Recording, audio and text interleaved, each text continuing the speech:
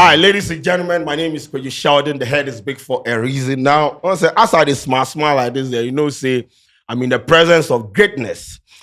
In the studio today with me is the God MC, Kwame Ahmed, Kwame Darwin. Ladies and gentlemen, M.anifest is in the studio with me. Bossman, welcome. Thank you. Everything Thank cool. you. Oh, Charlie, I'm grateful, man. I'm grateful. But I did it don't be small. I just also your calculations, equations. Now calculation where they say is too much. Sheldon, I'm the buyer. Because I wanted to confuse you a little bit.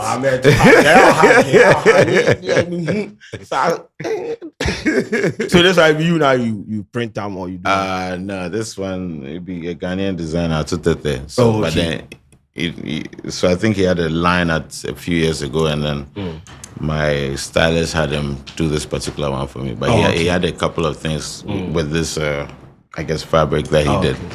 I'll go try get some there. See, the formula nasi ba. Maybe where a conversation started, immediately you enter somewhere, people are like, "Oh, it's nice." Then they start looking at it closely. Okay. To me, Sheldon, I'm the buyer because they say might confuse you already. Look at what we are doing right now. Anyway, manifestivities this year. But where was Aries? We were waiting for him. Okay. Great question. Now, apologies to my brother Aries. That was the drop of a ball. The logistical problems that we had on the travel thing was from my team side. So he even had a show the night before, so we're figuring out things early morning flight, but they were all on board, etc. So the ball drop was from outside. So we'll try and make up for it next year. Okay. So but Aries was it was definitely a ball drop on outside. Okay. But then talking about the logistics side and putting up, you've been doing manifestivities for some time, and every year you try to do, you put out like top tier show and everything with logistic monetary involvement in everything. From you do it from your side. I mean, you have sponsors, but at the end of the day, how difficult is it to put up like shows like this, like your headline shows like that? Especially from you are not signed to a record label or anything. You have been doing this thing from your corner. It's incredibly difficult. That's just the honest truth. Yeah. It's incredibly difficult. I'll tell you where it's easier is the human capital. Okay. The people that we work with, I think, are very competent all around. The team are people who really sort of dedicate themselves beyond an idea of a job, because they really buy into it. So that really helps. Okay. But in terms of resources, it is an incredible challenge. We're trying to do things on a major level. So if I want to capture manifestivities as a movie, I actually tweeted it yesterday. I would say small budget, big ambition. Small budget. You say champagne drinks fueled by beer budget. Okay. So small budget, big ambition. Yeah. But then by the end of the night, it becomes small budget, big mission, and we are mission accomplished in that regard. So it's difficult, very difficult. I mean, this is also not a place where any form of sponsorship looks like you're going to be flush with cash. Yeah. In CISA, that's not how it happens. Every year, you say because it's important. I mean, it's important at the end of every manifestivities, the user experience alone, and sort of how people feel in terms of how they crown their year off with an experience like this. And yesterday, people are saying it's my first time at this or at this kind of show. I had a great experience, etc. It makes it so much worth it, and yet I won't even sit here and lie and pretend like this is a big money maker. Actually, I don't think I've made any money from manifestivities ever. But we're good. I enjoyed myself. Yes, exactly. The user experience is important. Yeah. It goes beyond, you see, I think sometimes we look at value in a very literal sense. Yeah. Say value is like, oh, I do A and I get B out of it. No, sometimes value is in a plethora of other things that you get from it. Like, I haven't released a song this year. I released a freestyle and whatever thing. Yeah. But by the time 2024 starts, top of mind awareness because of manifestivities and because we provide people with something that is quite unique and enjoyable is great. So those things, you can't put a price on it. The value is high. Okay. Yeah.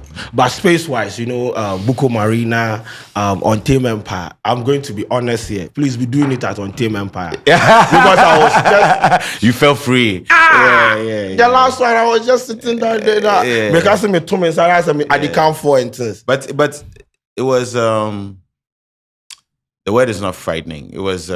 there was some anxiety about moving it. Okay. Absolutely. Because you see, Bukom Arena was also an accident. Azuma Nelson once, I think the story is Azuma Nelson once invited me to an event and I performed a song and we saw it and we're like, this thing is there, we can do an event here. Yeah. But he also had a ceiling to it. And so Untamed provides more of a chance to grow and to do more things there, you know, as you can see this, within the space. So I'm glad that it worked out for you. Now feeling free. I was so shocked to crazy. I lost my voice. I'm good. But looking at, I mean, for someone that you've had people come for you that, let's say, oh, he's rapping for his friends, blah. I was there and I saw the crowd and I was like, so my mind, if we do, when I was going to park my car, I saw the parking lot. I was like, no, they come set agenda. This man, when you saw the number of people in that space, then your mind burst like, nah, I do this. No, it's immense gratitude. But also we don't leave anything to chance. Okay. You know, if you look at our rollouts, with anything, we do it to excite people. We don't take it for granted that just because you might like the music or you might support the agenda. Yeah, that's especially in December. So many things are going on that we don't take it for granted that you just show up. No, we actually want to create an experience that you are interested in. So when people show up, it's gratitude that we feel, but we know that it didn't come from just. I woke up one day and I tweeted show. No, it's a whole rollout process. You actually doing interviews. No man, you don't do I know, right? So manifest. Let me tell you. Let me tell you. I tell you, like that's one of the worst parts of manifesting. Yeah, the media run. I go see how for so I say, I'm not even I'm not to do like 1 hour long. I can show you some. By the time it got to the second half of the interview, I can show you text between Free and I trying to get him to cancel things. Oh, yeah, because it's not my speed. Yeah, it's not my speed, and a lot of things are repetitive. People are reaching for low-hanging fruit in terms of headlines and all these. And I'm like, Charlie guy, what are we doing? But you for do so you still go do But it's questionable if I for do because maybe, for instance, we just should have done this, and maybe it would have fed everybody. They should. I don't know, but it feels obligatory. Yeah, okay. Let me also recalibrate here really quickly. Okay. We actually had strong media support this year. Yeah, and so that one also is just I saw Elba now on TV. One hand washes the other, so I'm actually very grateful for that. So let me. You have to give the media because the next media you'll be on the chopping board. Yeah, no. I'm giving them that. I'm just saying, I'm just saying that, as you said, naturally in terms of where my personality or artistic personality is, not because I can't have a good conversation, but I don't tend to want to be out here doing a media run. Okay, it's not the wave. It's not manifest. You even said you are not about the publicity stunt and the whole. Yeah, no. It's beneath you. Well, no, I didn't say it's beneath me. I say I'm fatame. Yeah, I mean that is not beneath me. It's just it doesn't suit me. You know, it's like you have to be quite cognizant of what works for you and what doesn't. Okay. You know, you've grown in your lane, right? You've not tried to mimic anybody that was before you, right? You realize more and more what's within your power. Yeah. Like the day I do a publicity stunt, like your disappointment alone. I just go text you go agenda for here. Me now I go agenda. No, manifest video. Yeah. So things of the sort. So no, but anyway, I'm very grateful to be able to even have the space where people interview me to try and help me promote, etc. But I'm saying what it does feel sometimes feels repetitive, and it feels like some of them be agenda. You can do better. Yeah, but I have to. I have to change my mind or mindset, and maybe I have to prepare myself differently so that, for instance, when I go in different places, I'm not saying and talking about the same things. Okay. So I have to probably do better in that regard. But generally, in community feel, and not to fear, but do rehearsal and other things. You move like that. But anyway, 2023 year under review musically. How has it been for M.anifest? It's been very productive in a quiet way. Mind you promised us an album. September, you did an interview and said an album was ready. It was ready in May. Okay, so where's the album? Yeah, but you see, there's an album being ready and there's an album coming out. It's just it's a process. I wish it was that simple as if you drop the album and BBA okay. So I mean, at not being a new artist, everything I do now has to have a bit more strategic to have impact. Yeah. So unfortunately, sometimes, manifest plans and God laughs.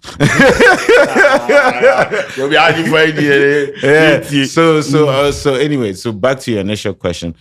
Yes, I was very productive. Yeah. I worked on that project. It's finished. I worked on another project. 2 albums. 3. Hey. Yeah, but that one is my personal, but the other 2 were collaborative ones. Okay. But they were all. Yeah. They come out. Well, I will. Should I? Yeah, no, it's you. I would say the second one is something between myself, a newer artist, and then a legendary artist, like a 3 of us. So a trio on an album. Yeah. Oh, okay. So that's the second one. That's the second one. And the third one is a project I work with some Swiss producers. Yeah. So it was been very productive in that regard. Okay. So it's sort of it felt like.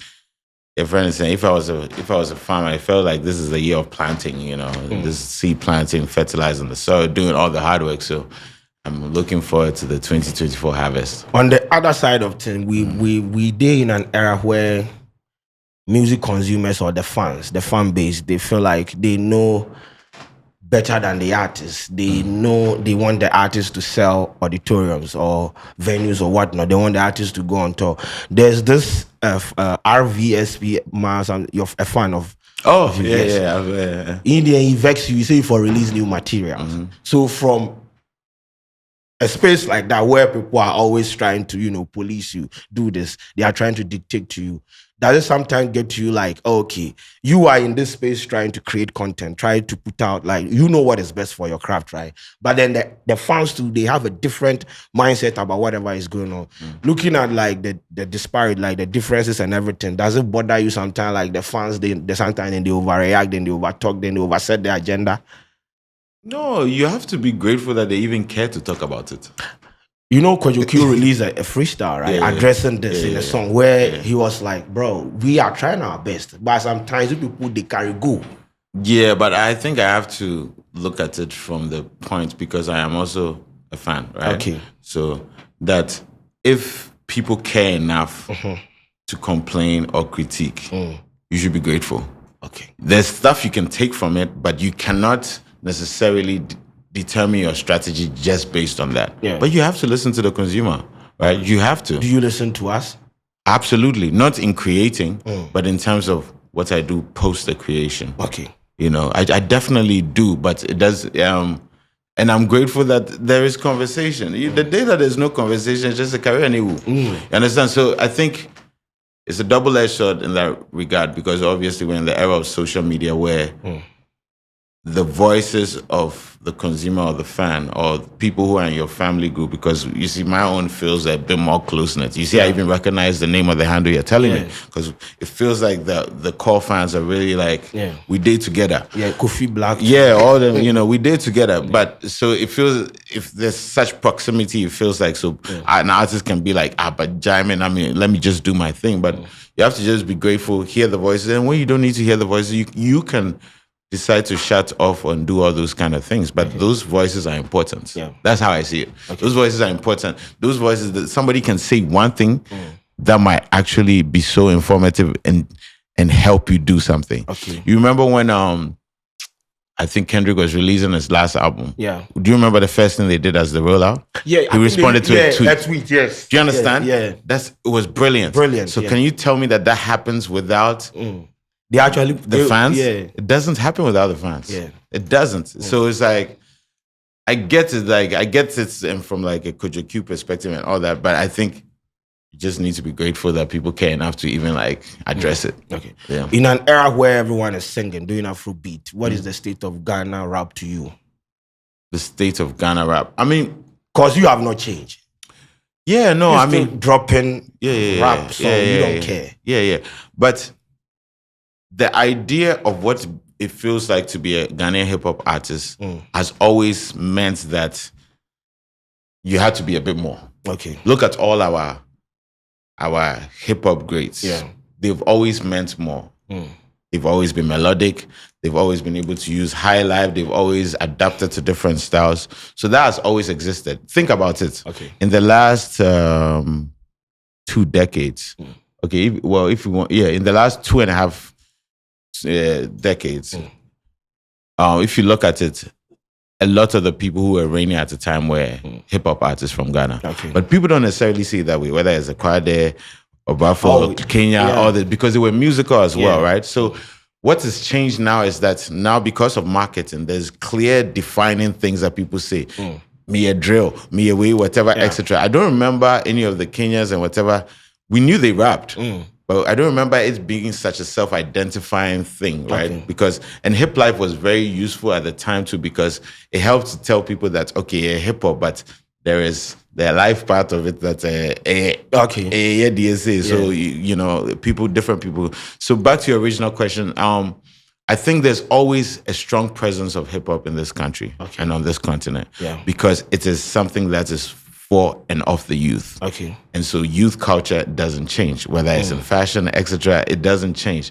But I think because of these marketing dynamics, and now that you go to the US or the UK and every popping African music is Afrobeats, even if it's not. Yeah. So there's a struggle with people really like either thinking like if I'm a hip hop artist from Africa, that means he cast. But it's a lie. Okay. It really is that.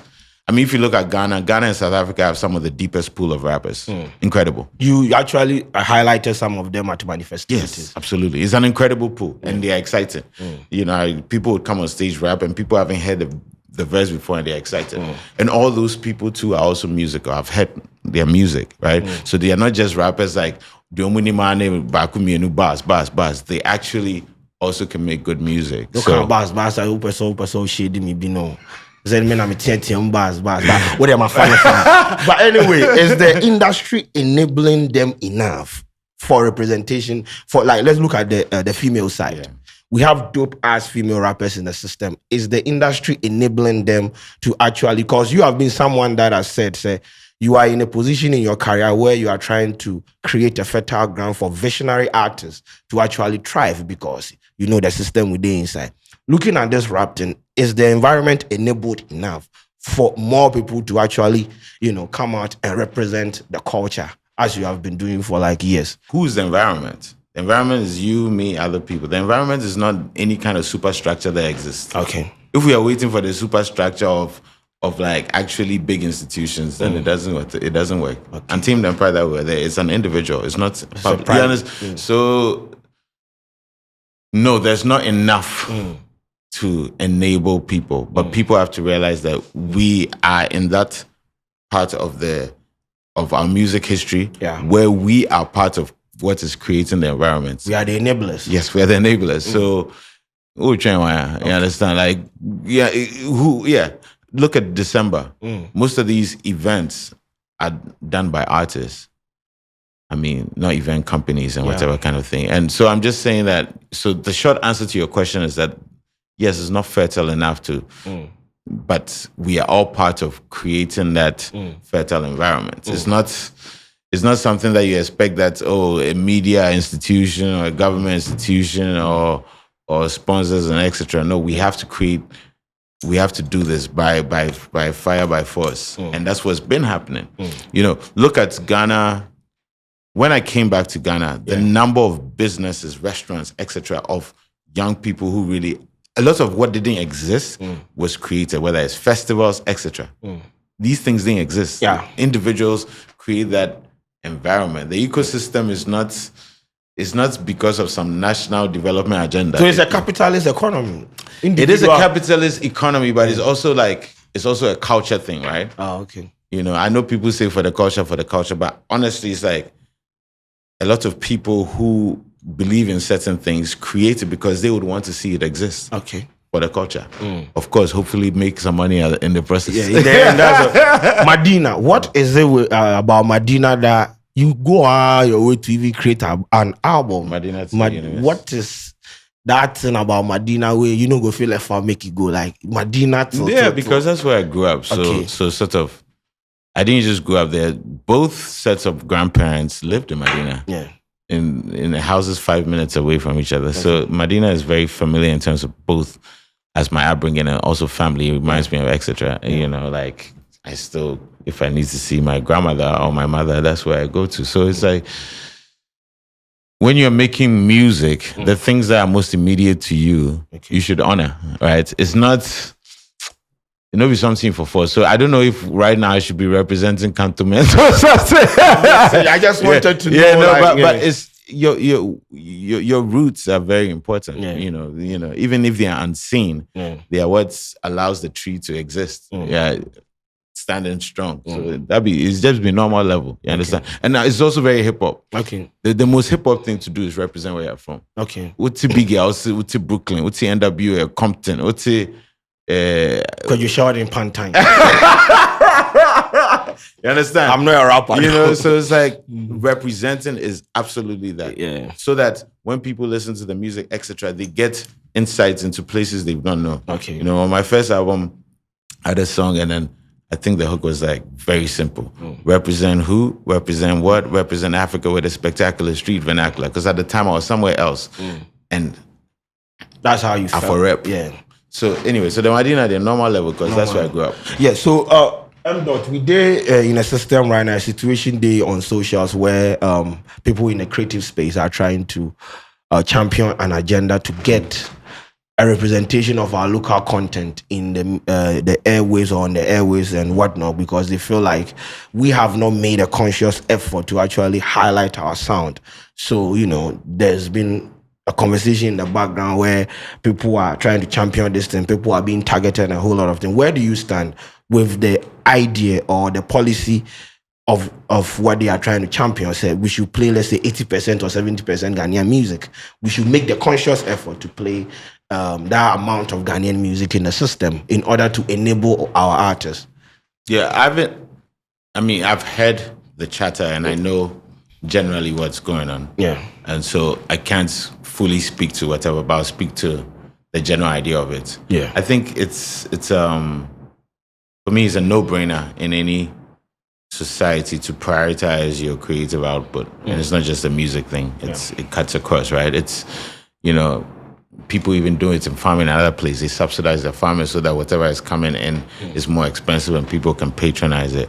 I think where it's gotten tricky in terms of has been how the messaging has been. Okay. You know, I think the very first thing I heard was people feeling like this Play Ghana thing is against other people. Yeah. And that, you see, so I think I think strategic wise or in terms of messaging and in terms of the framing and in terms of how this thing really plays out in terms of communication to the audience, I don't know that it's been that effective yet. But obviously ideas don't just come and then they all of a sudden full blown. But we have to, I think, be a bit more conscientious of how we have good intentions and how we try and execute it. Okay. But it is always a work in progress. But I mean, fundamentally, trying to be more supportive of Ghanaian creative work, it should be a no-brainer. Okay. And it shouldn't be that is against anything. The consumer, we are always going to enjoy other things. If I'm watching Ghanaian movies, it won't stop me from watching Hollywood movies, right? But you know, I mean, if there's no space for what is created here to actually exist in a major way, it's actually tragic. Okay. You know, it's tragic because you not look at any country or ecosystem, whether it's India, whether it's the US, etc., in which their creative arts are flourishing and going global, in which there isn't a level of prioritizing that. But you know, there's so many aspects of these things, right? So the agenda can't be just slogans and whatever, because we have to really look at it comprehensively and trying to figure it out. I saw that there was a bit of things where the DJs felt like it was an attack, all these things. But we can have these conversations and figure out. It's good that the conversation is happening. Okay. But I just don't think that we haven't delved deep enough you just told me there was an 80-20 play thing. Yeah. But for instance, is radio even a factor these days? I mean, radio is 70% overall. 70 of what? 17% contributive factor when it comes to how people discover music. Okay, so exactly. So for instance, it's like sometimes I go to interviews and they ask me about copyright, and I'm like, that's an archaic thing, that conversation to be having. So all these things, they're good, but I think we, with anything that's good, just it being good is not enough. We have to really apply some rigor in terms of our strategies, in terms of our messaging, in terms of our approach with some of these things. But it's always a good start to be addressing it. Okay. So social topics. You go go on your Twitter, Facebook, and just post something where they worry you about the country and everything. Now I saw you at the Occupy Julobi demonstration, where you were part of the people demonstrating against, some of the happenings in the country. Now, we've had instances where people on social media call celebrities, pinpoint them to be voice of reasoning when it comes to some of these things. People have argued that some of these people are clueless about some of these topics. So two sides, you leave them, let them do whatever they want to do, or let them now come and do what they want to do. Where do you stand with celebrities being voices of reasoning when it comes to amplifying or trumpeting some of these social issues for wider reach? It was so interesting because I think in March or February, I was invited to Howard University and I had a conversation, and one of the snippets that went around was me talking about how we shouldn't expect artists to be political leaders or whatever. Yeah. At best, maybe people who are amplifiers and not tone deaf. Okay. So that's one side of it, right? Okay. Which is that, it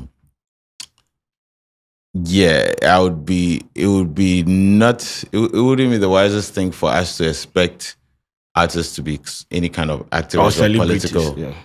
I don't even know what that celebrity thing is. It's very weird for me because you either have, I guess in this era where they are influenced, where people don't do anything but become once you're in the limelight, you're a celebrity. So, but on the other hand, I am also conscientious of the fact that in an environment like this, where people are struggling, etc., right, that their expectations of their musicians to be people who are not tone deaf or not paying attention to these things are also legitimate. Okay. Absolutely legitimate.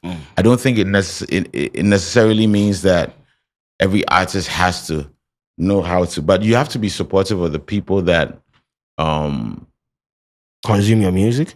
Well, no, not deal with you. In respect, whether you are getting inspiration from them, but it's a community thing, and in a place like Ghana that is not developed to that point of where people, when they feel a sense of strife, it's like, okay, you can come to social media and do what do you call it, foolishness, but when it comes to serious things, you keep quiet. So I understand that from that point too. So it allows us all to do better in one shape or form. I don't think as an artist you should be performative about these things. I'd rather you keep quiet than be performative. Okay. But when they are forcing you, like nobody is forcing you because they are, but at the same time, it's the same way somebody's forcing you to do music. What they're telling you is that, we don't want you to be tone deaf. But let me give an example. Okay.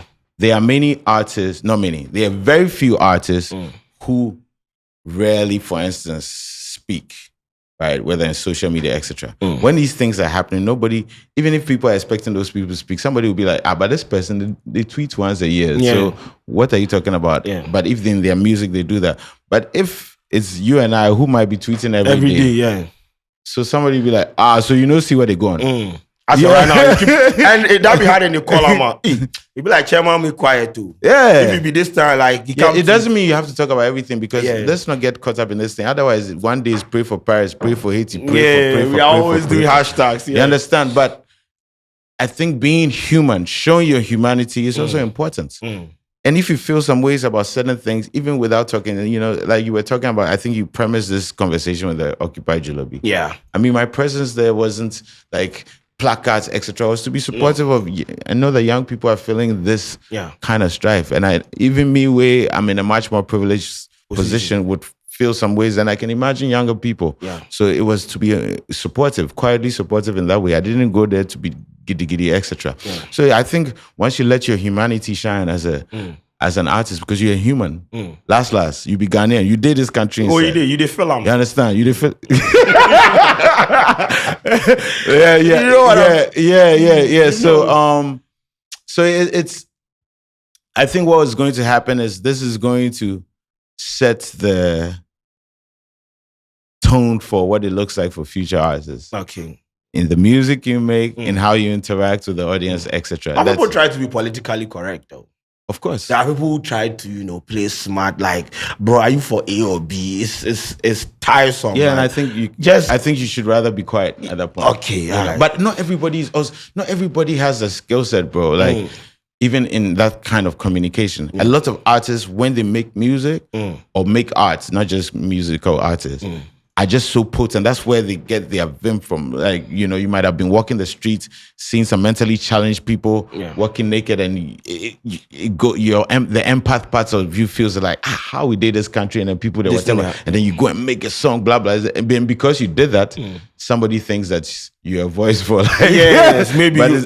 But that is actually sometimes they try to push you towards a political. But that's really just your vehicle. Yeah. Like when you're making the music is when so for some people that's what it is. And I think I would hope that people, how I put it, I hope that people around these different artists help them to be very clear and comfortable in how they express their humanity and not go out of their depth. You understand? Like, it's good that the audience is going to push an artist and be like, say something, etc. But I don't think everybody is built for that. How do you establish relationship with your colleagues in this industry? Because recently you had a back and forth with. You are the only one that makes me laugh about some of these things, because usually I don't even entertain these things. I know, but like, it was like, I'm your friend. Don't deny me in public, and that is what happened. So let's say Medical, right? Are you friends with Medical? No. Okay, so he's just an industry colleague. Clearly. Okay. But so the part that he's saying that it's like make you no lie, I'll be your friend. Like I'll my first friend. He said he's your friend. Cap. Best friends. Cap. Oh, M.do, don't do that. When you move Medical, when you say, assume you people be friends. But then how be your relationship with like people in the industry? How do you move in the industry where, they see everybody as a competition? How do you move? Oh, no, I think I've kept cordial relations with like a good 95% of people. But I'm also not necessarily a person who's been a very industry person, if you notice, right? So I definitely walked my own walk. Okay. And also I've had the unique privilege of having very good friendships outside of music, that my life has not been about just music. I have a lot of friends and they are not music. They are not musicians. Yeah. They are not musicians. So I think because of that, I think I move in a way in which I'm very cordial with a lot of people. I've not created friendships in the industry. I have a couple of, like some of my close friendships in the music ecosystem you never even have an idea about, because those are genuine things and we don't perform them. Okay. We're not performative. So I mean, I've been fortunate to be able to be cordial with a lot of people. Okay. Yeah. Sack. Yeah. Manifestivities. We will set you up. Yeah. That wasn't on you. We go carry songs, say perform. And I think midway through it, you were like, nah, you people should stop. We are cool, we are good, we are cool. And after after manifestivities, one guy took to Twitter to say that we perform, you perform God MC, blah blah blah blah blah. Now, like, what is your relationship with Sack? Oh yeah, we're extremely cordial. Okay, we've been. I mean, he came to manifestivities in 2018. Yes, he was. Did you not witness that? I was there. Yes, and I think in 2020, I gave him a verse as well. So by then, do you think the fans sometimes agenda na no pushing too? But you can't blame them. Okay. It be weak or something. Okay. Someone I'm sure. Yeah, then you people you take, and so you. But you cool with Sack? No problem. I mean, we don't have an issue. Okay, yeah. But why have you taken God MC off also streaming platforms? Oh, I mean, Yeah, my life was never really about that thing. You see, me I go search song playing. You take I think it's probably in one or two places, but I just just take my back case. Yeah. Oh, okay. My back case. It'd be your back case. Yeah, so, I mean, look, which is also sort of the hilarious thing about it. Yeah. Some people want to make it such a centerpiece in the story. Yeah. And me, on the other hand, it's like relegated. Relegated since. Yeah. It's just the people don't want to let it die, but I think we're like, what was this? I think we're probably 7 years and counting. Yeah. So what are people talking about? By this time, somebody has given birth, the child has eaten salt, everything. But still, I mean... No, I have no problem. You know agenda there. Listen, till today, me, myself, as a fan, and they talk about Ether and takeover. Yes. So that one, the normal level. So allow us. Oh, no, I've allowed. That's why you don't see me being... You don't see me being reactive. Then you know it's out there. You don't see me being reactive to what anybody wants to say because they're allowed to. And at the concert, it was actually, you know, especially for a hip hop at 50 thing. Yeah. It was a beautiful thing that fans wanted to bring the thing. So it's part of the whole little banter. It's like, oh, you guys stop. Okay. But it's nothing. It's like, bro, like, I mean, I know that Nas and Jay-Z are friends, but I still they listen Ether. Tupac, I still they listen Hit Them Up. You understand? But because these are moments in time and nostalgia, people want to play it out a certain way. You understand? But as an artist, as artists, I think we moved past this a long time ago. So after M.anifest, are we playing any shows this December? Yeah, I think I have a couple of things. I have like 4 shows I'm playing. I'm definitely playing the Situation for City. I'm doing All Whites with TV3. There's another one at, is it Play? No, it's not Play. There's another one. So I think I have like 4 joints I'm playing. Yeah. But I was so consumed with manifestivities. Now I'm breathing and I have to be checking the schedule. But But then, so this year to you, Todd, you were in, I think Saudi Arabia or the other. I've been in a few places. I don't know if it was Saudi Arabia, but go on. Egypt, US, UK. How the experience they like out there, just going out there. It's not like your comfort zone. You just it's always great because I've also been one of the people who's very privileged to like enter spaces that other artists don't. Okay. Not that they can't, but don't necessarily. Sort of because I think I'm a bit more multidimensional. My name comes up in certain arenas. So, you know, like one of the things that I did quite a bit this year too was just even speaking at colleges, you know, and these kinds of things. So, so as much as this year was a bit of me incubating and creating, I still was at the same time entering these spaces, doing some performances here, doing this. I'll be in a Cairo here, I'll be in a this thing here. And, you know, so, I mean, I'm grateful because that has made my business work. Okay. And that is very important. I really hope to tell any artists coming up that sort of figuring out really true value points of your thing. It's much more important than figuring out this fame and all these kind of things. Because like I said, I have not released, I've not released a song. I released 50 Years Freestyle. I've not released a song this year, but it's relevant. I mean, to put it mildly. You understand? Because I think what I do and people say is not been tied to the idea of releasing songs and whatever kind of I generated value from the music I make. But if I'm incubating, I think people have an understanding of that, even if they complain. You understand? And it's not the thing that stops me from still being active in other areas. You understand? So So and the year in review, I'm grateful that there've been some challenges. I'll tell you that this has been one of the most challenging years in